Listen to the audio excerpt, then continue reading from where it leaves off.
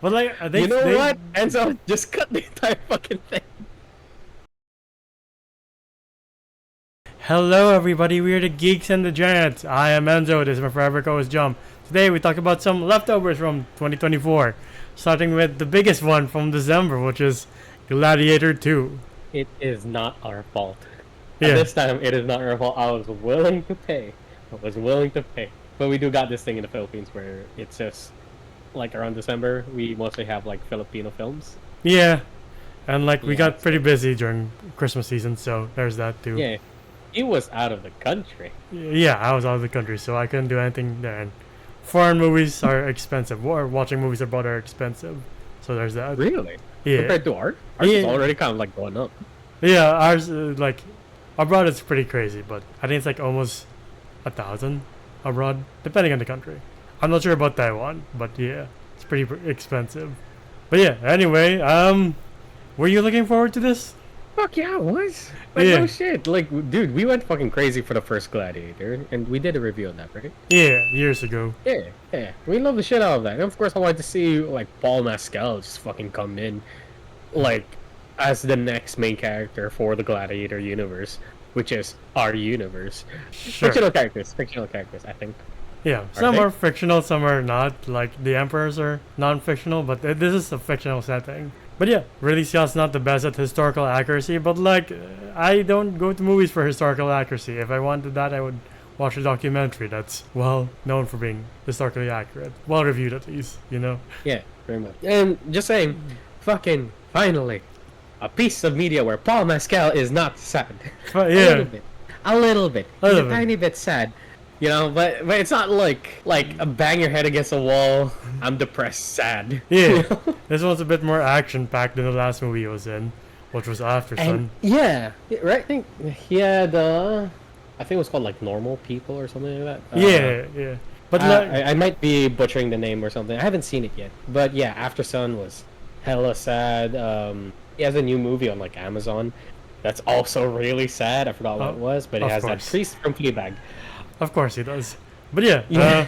I was looking forward to this because I was like, I can't wait to see a sequel that I was always 50-50 on. I was like, I don't know if you need a sequel, but this one says I think it's a good follow-up.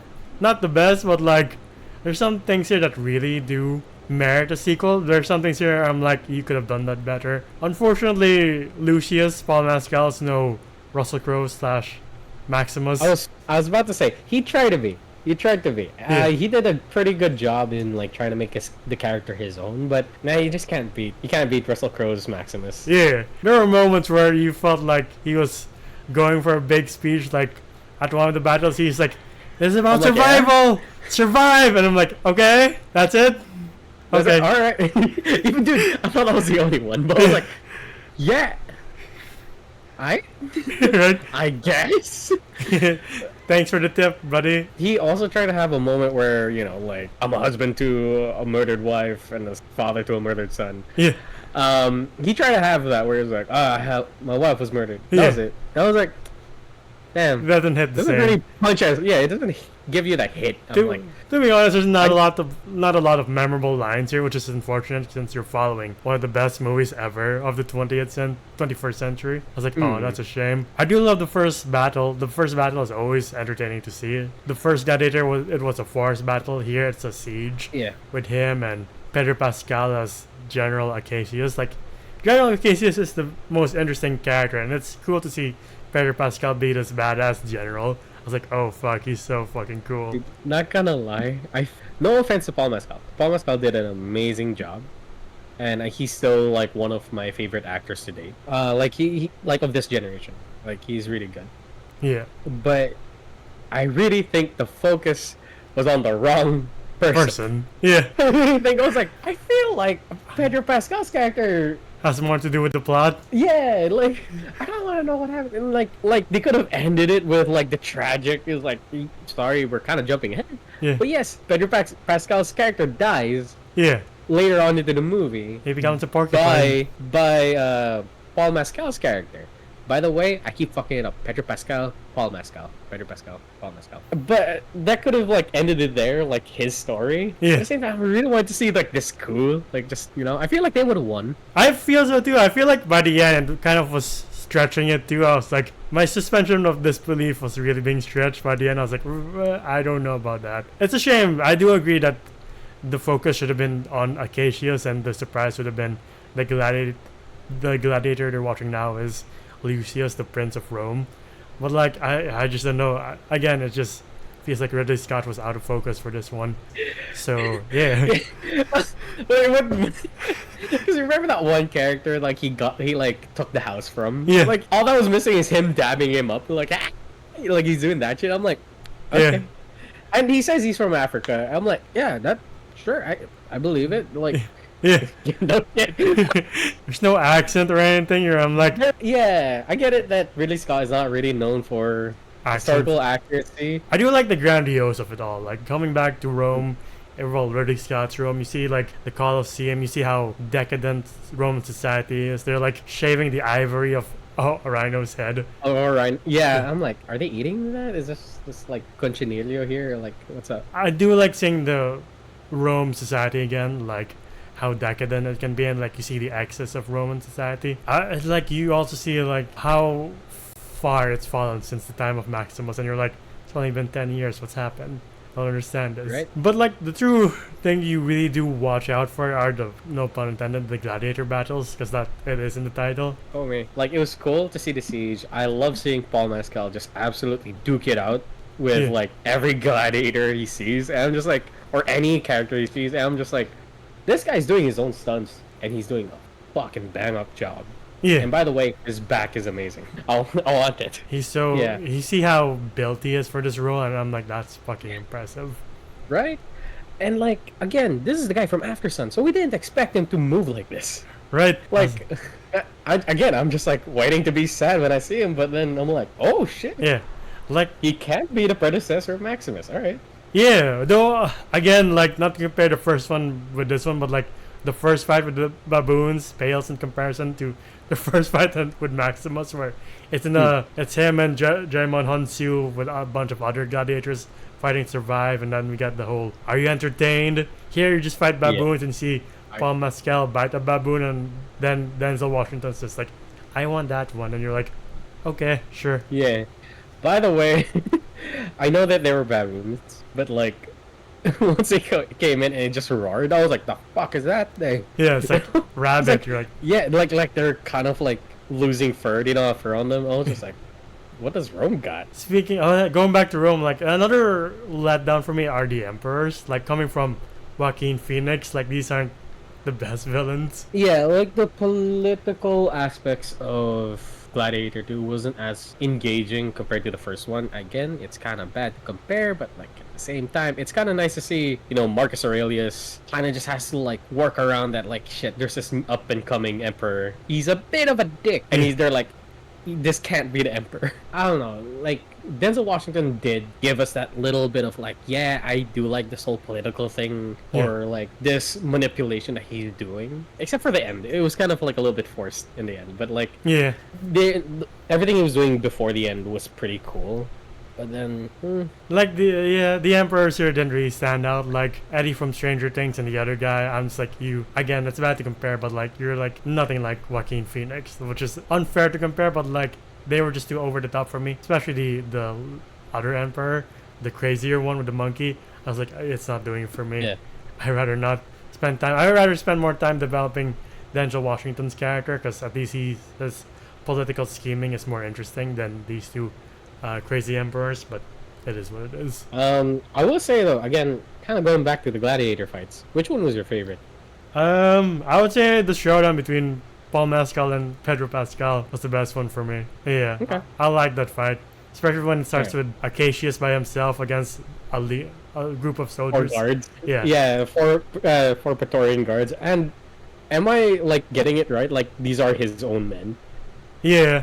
So that's why They're like general. It's like, is he just gonna like murk them? I was like, oh, he does. Yeah, I do like his strategy where he just drops to like force his sword or a spear into their faces. I'm like, interesting strategy, but okay. Sorry, I know But I really think Arcasius would have won. If he was like, this ain't the son of my now wife. Yeah. This ain't my stepson. He was like, he was hesitant. He was like, I don't want to fight you. I don't want to kill you. But I guess, yeah, you're right. If you didn't know that, you'd be like, oh, what is this punk? He thinks he's better than me. All right, he tried to kill me in the shark arena. I'm gonna fucking kill him now. Yeah. That was pretty cool. But I do get it that he was the one who ordered somebody to shoot his wife. That is also something that I kinda was lacking. Again, we are comparing. But same time, it just doesn't feel like the vengeance part of Paul Mescal's character Lucius wasn't a big driving factor. Yeah, like especially since Acacius dies in the middle, and you're like, wasn't that the whole point of this movie? What the fuck happens now? And like, yeah, like sometimes we get like him like dreaming about like the Grim Reaper that he saw on that beach. Yeah, but it's not. It ain't. Oh. My son running towards me and gets trampled by Trojans. You know? Right. Like, oh damn. Like the last act, I'm just like, it's kind of falling apart when his mom is hostage and he has to fight everybody else. Like the speech he gives was really trying to be inspiring when he's like, strength and honor. Where we are, death is not by my sword. Strength and honor. But like everything leading up to it, I'm just like, it's not really clicking for me. I don't know why. Yeah, I feel like their downfall here is they were trying to make another Maxim. Yeah, he even dons his armor and sword. Like it's like every video game where you're like, oh cool, I get the coolest set in the game at the last act, and you're like, oh, it's the last mission. What the fuck is the point of having this then? I remember when I was watching it. Now you're kind of ruining. Yeah, like spectacle wise, it lives up to the whole "are you entertained" factor, but like. When you really think about the story, you're like, it's not really as charismatic as Maximus. It's a bad thing to compare again, but like coming off Gladiator 1, which is again one of the best films ever, to this, you're like, you really think like, why does Hollywood keep making sequels to movies like 20 plus years late? I'm thinking like, hopefully we can have lightning in the bottle twice. In my opinion, yes, we do feel a little lackluster when it comes to like this movie, but I feel like Paul Mescal would do an amazing job with a period piece, kind of like this one. Yeah. If it was, if he was like something like The King, Timothée Chalamet-esque, and we get a better writer to like do a speech, he will fucking pull it off. I feel like the same thing with Pedro Pascal. Like if he was in a better movie, he would do great. Like. He did do great here, but his time here is so short. You're like, what the fuck? I was here for Pedro Pascal versus Paul Mescal, and now I just get Paul Mescal against a whole army of Praetorian Guards and against Denzel Washington at the end, which is not as cool as Pedro Pascal. Not gonna lie, I was like, oh, are we gonna get like Battle of the Bastards kind of fight that's happening right now? No, he's just like, Rome together strong. And like yeah, we friends. Yeah. You know? None of the opposing armies were like, why can't we just take over Rome? Why do we have to listen to you, dude? Right? Like they're like, he's just one guy. Yeah, right.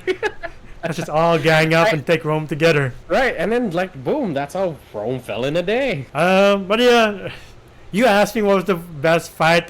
Pedro Pascal and him stands out because I don't really remember the Rhino fight.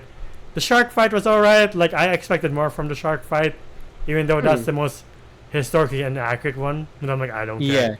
Even though I'm like, how did the Romans carry those sharks into the arena and make sure they were alive long enough to eat people? Yeah, and I'm like, how did they get all that water in? I do know historically speaking, they did flood the arena from time to time for naval battles. It is just the sharks that I'm like, how do you get that into the Colosseum without them dying? I doubt any Romans ever saw a shark before.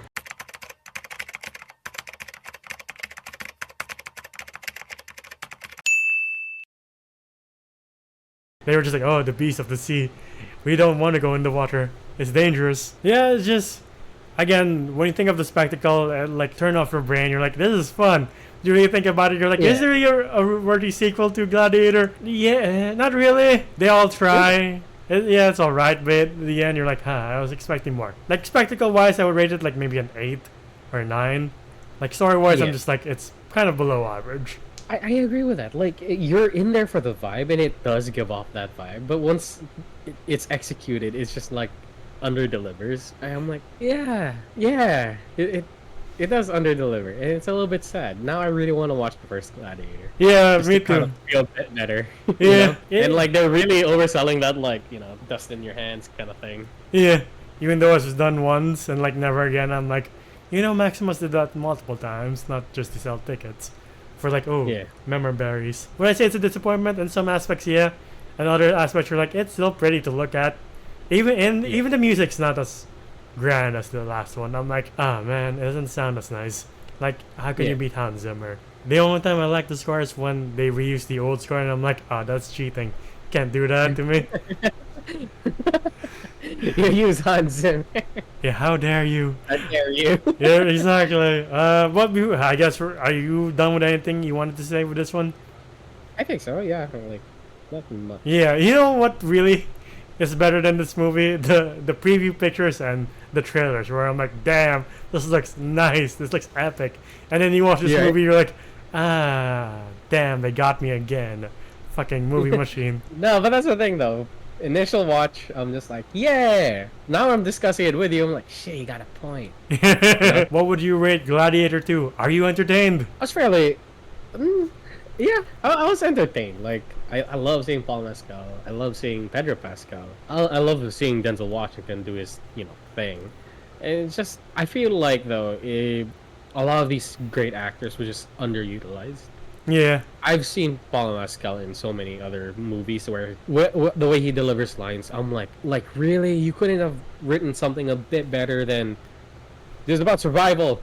Survive! Survive. Yeah, and then when he gets to the whole strength and honor thing, you're like, it's too late. Yeah, you're like, you weren't really known for giving good speeches. Sure, that whole poetry thing, Yeah. where you like go one-on-one with that huge dude, was kind of like, ooh. But nah. Nah. Again, it ain't Maximus. I'm sorry. Yeah. I would love to see Paul Mescal in more period pieces. I would love to see Pedro Pascal as well. Again, I feel like they're very underutilized here. So, I guess that's on 7, solid 7. It's fun. It's so fun. It looks amazing. Fights are good. Like the choreo is really fucking good. Like that's for me a 10 out of 10. Yeah. But again, writing's just a little. I will give it a 6. It is above average. Like if you put it on like a party with your friends and you're like, you want to watch something that's fun to watch, this is it. If you don't want something to think deeply on, Gladiator 2 is the movie. If you want an epic movie where you think a lot after, that's Gladiator 1. So like, again, it's not fair to compare, but like as a movie on its own, if it didn't follow Gladiator 1 from 2000, I would give it like an 8. Like, it's fun. Not gonna. Same here. Like if you didn't say that, it's like, hey, Maximus was in this universe 10 years ago. I've been like, oh, okay, this is a pretty like. I like seeing Paul Mescal in this kind of thing, But they kind of had to step it up because they're a sequel to an amazing fucking movie. Yeah, that's the problem. Like, if you didn't follow up an Oscar-winning movie with like, that everybody loves, then maybe you've been like more than just a 6. But now you're following up Gladiator 1, which is unfortunate, and it's the leads. You're right, the actors do their best. It's just the characters are not the most memorable. Like the most interesting one is Acacius. Even after when he's about to die, he's like, I would have died for Maximus, and you're like, did you know Maximus? Can you explain more? And then we come to Porcupine, and you're like, oh, okay, I guess not. Okay, cool. Like you say, the characters lack development. Like the mom gets any development as that to die. I'm like, that's a shame. All the legacy characters do jack shit. Right, I was just like, it's fucking disappointing. Even with the mom, he was like, oh, I'm not gonna let you die. You fucking die. Or that one senator from Gladiator 1 where who was defiant against Joaquin Phoenix, and you're like, yeah, he's cool. And he just dies unceremoniously here at the end. I'm like, oh, okay. I liked you, but this movie doesn't like you for you. The only really standouts are Denzel Washington, Pedro Pascal, and Paul Mescal, and that's about it. The fights are grandiose and spectacular to watch, which you expect, but like the writing for the characters, you're just like, I would not be entertained if this was like a standalone play with no effects, unfortunately. But yeah, unfortunately, if I just close my eyes and watch the Gladiator fights, I would be entertained. But for everything else, I'm just like, yeah. It's fine. Okay. To the audience watching, what's your favorite memories of First Gladiator? But if you do like this one, good, more power to you. But yeah. Yeah. I mean, yeah. If you like this one, you like Paul Mescal or like or even Pedro Pascal, like, yeah, Yeah. just like the movie. For me, the favorite scene is just him like brushing the fucking grass, tall grass. And I'm like, yeah, you know what? We got Ghost of Tsushima to do that. Yeah, that's also a callback to that. I do love the speech of husband to a murdered wife, father to a murdered son, and I'll have my vengeance in this life for the next. I'm like, holy fuck, Jesus Christ. I love that shit. I really do. Right? It gives you that like, you know, I'm coming for your ass. You know. Yeah, it's the writing and Hans Zimmer's score where you're like, holy fuck, I feel the power within the speech. You know what? Fuck it, I'm gonna watch it right after this fucking review. Same here. But yeah, a better question is to the audience: what's your favorite historical epic? Is it this one? Is it Kingdom of Heaven? Is it what's another Ridley Scott one? The Last Duel, if you like. Kurosawa-esque mysteries like that. Forgot the movie that inspired it, but like, you know, from different perspectives of what the truth is. If you like mysteries like that, or why am I blanking? Seven Samurai. If you like movies like that, comment down below. Mine is always Braveheart, to be honest. It's either Braveheart or 300. And of course, Gladiator 1. But aside from Gladiator 1, the epics I go to are 300 and Braveheart. How about you? The original Gladiator, if you guys haven't seen it. But like, recent period pieces, I would say The King with Timothy Chalamet. Oh, shit, yeah. Like, yeah, because like, before he was Paul Muad'Dib, he was, well... Henry V. Henry V? Yeah. And he did a fucking bang-up job. And what's that one with Chris Pine? That was a follow-up to Braveheart. Oh, yeah. Outlaw King. Outlaw King. Yeah, that was a pretty good one. So, and I think they're all in Netflix if you guys want to give it a try. But yeah, that's been our video for Gladiator 2.